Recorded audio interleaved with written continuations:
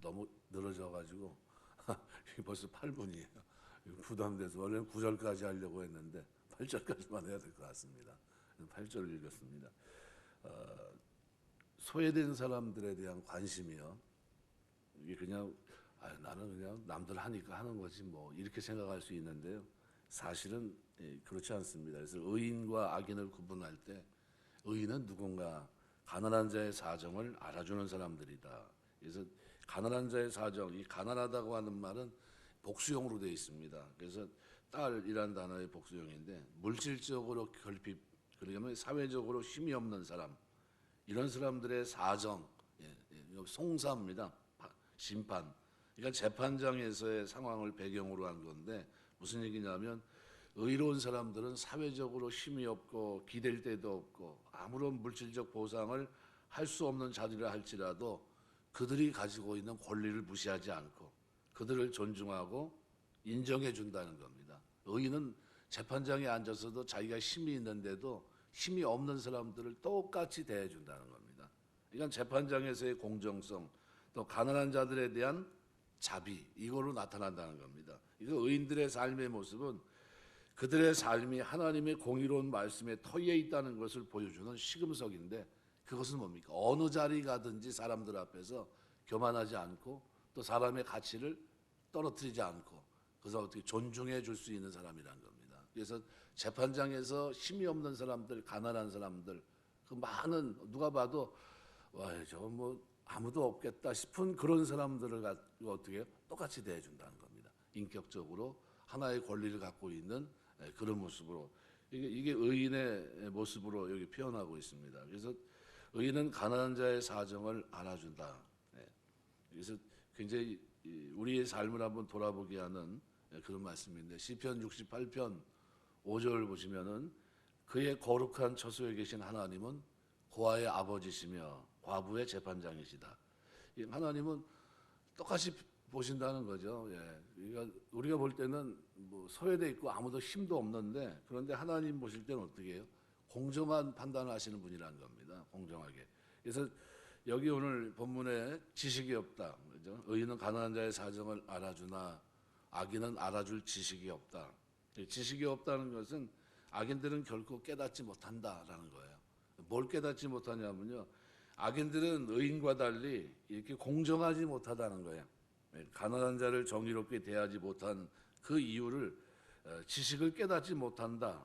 여기서 지식이라고 하는 것은 가난한 자들의 사정에 관한 지식이 아니라 하나님에 대한 지식입니다. 그래서 하나님에 대한 지식을 그들은 깨닫지 못합니다. 예레미야 22장 16절 보시면 이렇게 표현합니다. 그는 가난한 자와 궁핍한 자를 신원하고 형통하였으나 이것이 나를 알미 아니라 여호와의 말이라. 그러니까 하나님에 대한 이 지식은요 사회적으로 힘이 없고 가난한 자들을 공정하고 이 자비로 대하는 것으로 나타나는데 악인은 지식이 없기 때문에 그렇게 행동하지 않는다는 거예요. 그러니까 악인과 의인은 뭘 보면 아냐면요 말이 아니라 행동하는 거 보면 안다는 겁니다. 사람들에 대해서 어떻게 대하느냐, 그것도 힘없는 사람에 대해서 어떤 태도를 취하고 있느냐, 그리고 그들에 대해서 어떤 행위를 가지고 있느냐, 이걸 보면 의인과 악인을 알 수 있다는 겁니다. 그러면서 그걸 얘기하면서 오늘 잠언 기자는 그렇게 얘기합니다. 재판정에 있든 사회에 있든 공정하다는 겁니다. 그리고 가난한 사람들, 힘든 사람들을 돌아본다는 겁니다. 그러니까 의인은 무슨 지식이 있어요? 하나님을 아는 지식이 있어서 그 지식이 그로 하여금 이 땅에서 자비를 베풀고 공정하게 공의를 행하며 산다는 겁니다. 근데 악인에게는 이 지식이 없기 때문에 그렇게 살지 못한다는 거예요. 그럼 우린 누굽니까? 구원받은 하나님 백성이에요. 이 땅에서 마음까지 변화된 새 사람입니다. 그럼 우리가 어떻게 살아야 됩니까? 살아가면서 어느 자리 가든지 사람들을 어떻게 외모로 평가하지 마시고, 그죠? 한 인간을 인격체로 보시고, 그죠? 똑같이 대하십니다. 그래서 신약을 들여다보시면요, 사도 바울이 계속 강조하는 게 뭡니까? 차별이 없느니라예요. 차별이 없느니라. 인종, 색깔, 문화, 모든 걸 다 유대인, 헬라인, 종, 야만인 뭐 이런 거 다 차별이 남자, 여자 차별이 없느니라. 우리가 말하는 장애인과 뭐 입지 않은 뭐 건강한 사람 차별이 없는 겁니다. 똑같이 하나님을 대우하신다. 그럼 그 중심을 가지고 우리가 살아야 된다는 거예요. 그래서 살아가면서 공정성, 그다음에 어떻게 가면서 자비를 베푸는 삶, 이게 의인의 모습이에요.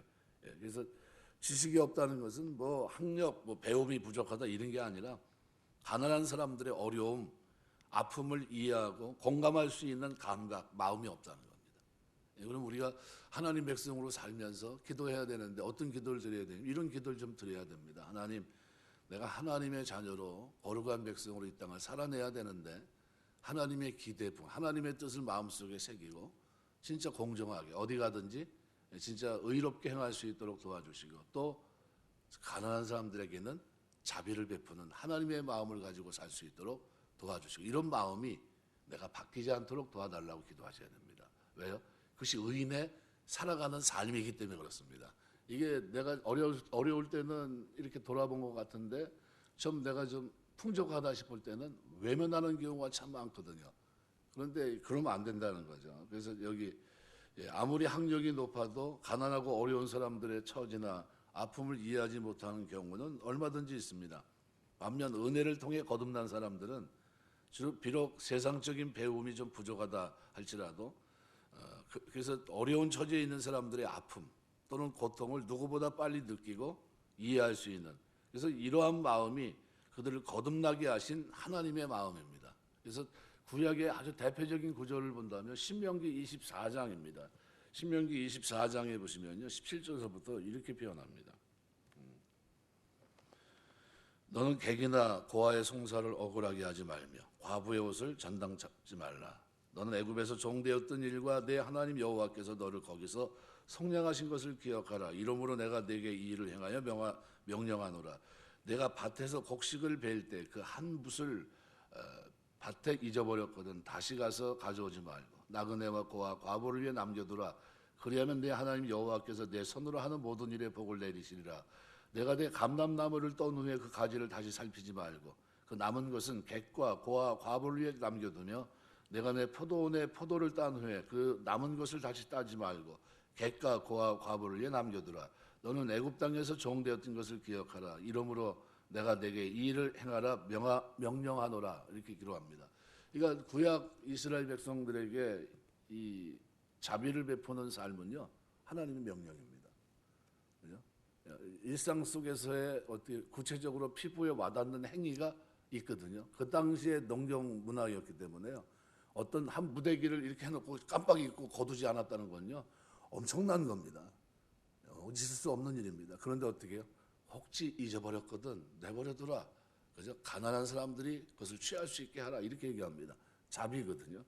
그러니까 의인의 모습은요 바로 그런 모습이 있다는 겁니다. 그래서 똑같은 길을 가도 거듭나지 못한 사람들은 좀 다른 태도를 취할 수 있겠지만요 가난한 사람들에 대해서 거듭난 성도의 눈에는 추위에 떨고 구걸하는 거지나 또는 아이를 얻고 물건을 파는 가난한 여인의 모습에 그 시선이 갈 수밖에 없는 겁니다.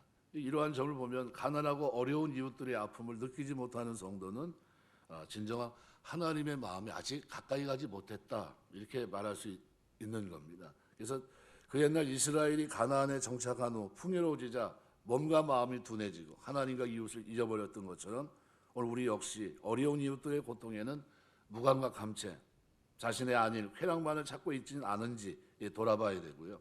그래서 우리 주님께서 걸어가셨던 것처럼 어려운 이웃 아픔에 민감하게 반응하고 나아가서 만물에 탄식하는 소리까지도 들을 수 있는 그런 모습이 돼야 됩니다. 그래서 그렇게 하는 자가 참 성도이고 긍휼하시며 자비에 풍성하신 하나님의 뜻을 헤아리고 삶을 살아내는 사람들입니다. 그래서 룻기서에 나오는 보아스는 우리에게 어떻게 사는 것이 아름다운 삶인지를 보여줍니다. 뭡니까? 자비를 베푸는 자예요. 자비를. 그래서 시편 41편 1절 빈약한 자를 권고하는 자가 복이 있으며 재앙의 날에 여호와께서 저를 건지시리로다. 이사야 35장 3절 너희는 약한 손을 강하게 하여 주며 떨리는 무릎을 굳게 하여 주고 그랬습니다. 우리가 살아가면서 소외된 사람들의 고통에 무관심하는 자는 성도라고 말할 자격이 거의 없다고 보시면 되는 겁니다. 왜요? 의인은 어떻게 살아갑니까? 공정성과 자비를 가지고 살아갑니다. 그래서 그것이 내 삶의 자연스러움으로 살아가는 겁니다. 이렇게 살기 때문에 구원받은 게 아니라 구원받은 자로 그렇게 살기를 하나님이 기대하십니다. 그 뜻을. 그러니까 우리는 어떻게 해야 돼요? 계속해서 자라가야 되죠. 우리가 그 주 안에서 성장해 가야 됩니다. 그런데 그것이 무뎌져서는 안 되겠죠. 오늘 8절 보시면 거만한 자는 성읍을 요란하게 해도 슬기로운 자는 노를 그치게 한다. 거만한 자는 남을 업신여기고 잘난치 하는 걸 말합니다. 라천이란 말인데요.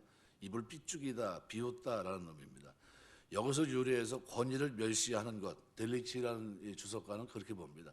권위를 무시한다. 이제 그 위에 있는 부모의 권위에 대해서도 어떻게 해요? 도전적인 태도를 취하고 있는 자식이 있다면 거만한 겁니다. 거만한 것. 또 박윤선 박사는 하나님 말씀을 조롱하는 것으로도 묘사했습니다. 거만한 것으로. 또 어떤 주석가는 반역을 도모하는 것으로도 얘기합니다. 그러니까 이것을 다 함축합니다. 그러니까 이 같은 행위를 취하는 자들은 성읍을 요란케 한다. 그러니까 거만한 자는 성읍을 요란케 하는 겁니다. 이 사람들 반역을 도모하고 권위를 무시하고 하나님 말씀을 조롱하고 이런 사람들은 성읍을 어떻게 해요? 요란하게 한다는 겁니다. 요란하게 한다는 것은 야피우란 말인데 불다, 내뿜다 뭐 이런 뜻인데요. 이게 이 불 또는 거짓말과 함께 사용되는 것이 보통 이 동사는 그렇게 쓰이는데요. 언어적 의미를 지닌 앞에 있는 거만한 자, 라촌이란 말 이 표현과 함께 쓰여서 거짓된 입술로 선동 그리고 불을 일으킴과 같은 극심한 혼란을 야기시킨다 이런 얘기입니다. 그래서 거만한 자는 가는 곳마다 어떻게 해요? 문제를 일으키는 겁니다. 우리가 하나님 말씀을 조롱하지 않고 말씀 앞에 순종하는 것 자체가 이미 뭡니까? 그 사람과는 전혀 다른 삶의 구조가 되겠죠. 또 반역을 도모하고 멸시하는 것, 권위를 무시하는 것. 이게 우리 그리스도인들은 권위를 무시합니까? 아니요. 세상 권세도 무시하지 않습니다. 그래서 우리는 절대 어느 곳에 가서도요. 그리스도인으로서 권세 앞에 존중합니다. 존중해요. 그걸 뭐 비아내리든가 깎아내리든가 이러면 안 됩니다. 공개석상에서 안 좋은 그런 얘기하면 안 됩니다. 그거는 하나님이 세운 거거든요. 그래서 우리는 그렇게 봅니다. 그래서 여기 의인은 악인과 반대로 대신에 노를 그치게 하는 것으로 묘사됩니다. 그러니까 여기 노는 상반절이 악인에 의해서 야기된 성난 감정으로 이해되고 하나님의 진노로도 이해가 되는데 상반절에서 어떻게 성읍을 요란케 한다는 이 표현을 감안한다면 여기 이 아주 전혀 다른 그러니까 사회적 동요를 진정시킨다, 사회 질서를 회복하게 한다라는 의미로 보는 것도 자연스럽습니다. 그래서 의인은 반대로 어떻게 해요? 성읍을 잔잔하게 한다, 평안케 한다. 이런 내용이 사무엘하 20장 14절에서 22절까지 보시면요. 요압과 한 여인이 대면한 지혜로운 여인의 대화 속에 있습니다. 가만 놔두면 요압은 그냥 말 그대로 성읍을 요란하게 할 텐데 그 마음을 헤아려서 한 사람을 이렇게 죽이면서 돌아가게 합니다. 돌아가게 하면서 잔잔하게 이렇게 하거든요. 그러니까 슬기로운 사람은 노를 그치게 하지만 거만한 사람은 그죠? 권위를 무시하는 사람들은 어떻게 됩니까? 결국은 큰 싸움을 일으킨다. 그래서 우리가 살아가면서 우리 교회에서도 우리가 하나님을 섬길 때 특별히 가정에서 여러분 섬길 때도 마찬가지고 어느 직장에서도 마찬가지고 권위를 존중해야 됩니다. 그래서 일꾼으로 있는 사람들이 그 사장과의 관계도 좋아야 되는 겁니다. 예수 믿는 사람들이 사장과의 적대적인 관계, 권위를 무시하고 하는 그 자리에 서 있는 것은 올바른 태도가 아닙니다. 절대로 올바른 삶도 될 수 없고 그래서 우리가 늘 겸손한 자가 되기 위해서 기도할 필요가 있지 않나 생각이 됩니다. 말씀 맺겠습니다. 오늘 의인의 자격을 얘기할 때 그것만 잊지 않고 기도했으면 좋겠습니다. 우리는 의인은 공정한 사람들이고요. 어디 가든지 자비를 행할 줄 아는 사람들입니다. 이 사람들이 살아가는 삶은요. 하나님이 기뻐 받으시는 삶입니다. 하나님은 기뻐하세요. 그들의 삶을. 왜요? 그들은 어느 위치에 있어도 재판관으로 있다 할지라도 공정하고요. 약한 사람들을 사회적으로 가난한 자를 우습게 보지 않습니다. 그리고 똑같이 어떻게 해요? 하나님의 마음을 가지고 자비를 베풀 줄 아는 그런 마음을 가지고 살아갑니다. 그래서 살아가는 동안 우리 삶의 주변에 많은 가난한 사람들, 도움을 필요한 사람들, 그 사람들을 돌아보며 그리스도의 사랑을 나누며 하나님 영광에 쓰임받는 저와 여러분의 삶이 되시길 주의 이름으로 축원합니다. 기도하겠습니다.